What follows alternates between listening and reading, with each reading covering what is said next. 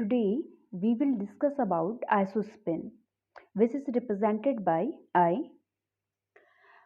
Somebody asked that what is isospin physically represent.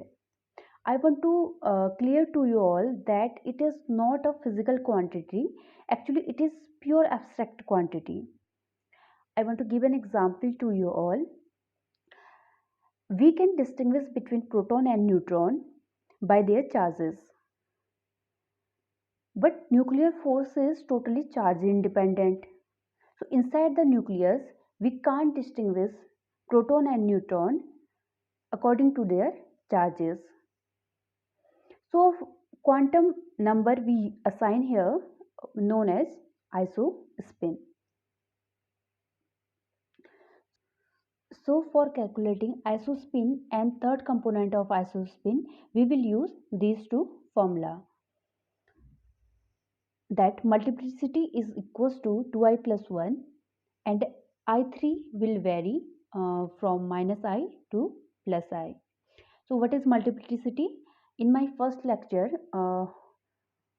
particle physics for beginners, you can check multiplicity there. Let's come to our first example. How to calculate isospin and third component of isospin for nucleons. Because proton and neutron are doublet, so multiplicity is equals to 2 here. Now put on formula 1. Multiplicity equals to 2 equals to 2i plus 1. So isospin equals to 1 by 2 here. Because I3 will vary from minus I to plus I. So for proton, isospin equals to 1 by 2 and third component of isospin is equals to 1 by 2. And for neutron, isospin equals to 1 by 2 and third component of isospin equals to minus 1 by 2.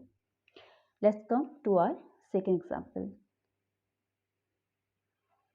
For pions, because pions are triplet, pi positive, pi negative and pi naught, so multiplicity equals to 3 here. So put in equation first, that multiplicity equals to 2i plus 1. So put multiplicity equals to 3 equals to 2i plus 1. This implies that I equals to 1 for pions. So how we find I3? Because third component of isospin will vary from minus I to plus I. So what is I3? Minus 1, 0 and 1. Minus 1 to plus 1. So for pi positive, isospin equals to 1 and third component of isospin equals to plus 1. And for pi negative, isospin equals to 1 and third component of isospin equals to minus 1.